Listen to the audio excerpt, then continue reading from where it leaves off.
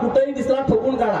आता आपण बैलगाड्याच्या शर्यती लावतो, लोक बक्षीस लावतात 5 लाख रुपये, 3 लाख रुपये दुसरा नंबर, 2 लाख रुपये तिसरा नंबर, 1 लाख रुपये चौथा नंबर, 50,000 पाचवा नंबर।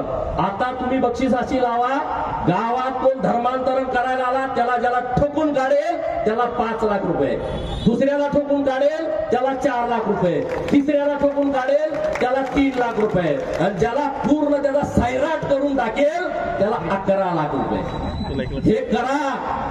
हो आता पादरी म्हणत असेल मी जेलमध्ये जायला, तुला सुट्टी नाही, ऋतुजाचा जीव गेलाय आमच्या, अरे तिचा जीव गेला। एखादी आत्महत्या महिला करेल ती जास्त विचार करणार नाही, पण तिच्या पोटातलं 7 महिन्याचं बाळ घेऊन ती आत्महत्या करण्याचा विचार कधीच करणार नाही। जेव्हा शेवटचं टोक येतं तेव्हाच आई स्वतःच्या बाळाला संपवण्याचा विचार करते। तुम्ही धर्मांतरण करण्यासाठी शेवटच्या टोकाला गेला तेव्हाच माझ्या ऋतुजानं आत्महत्या केली आहे।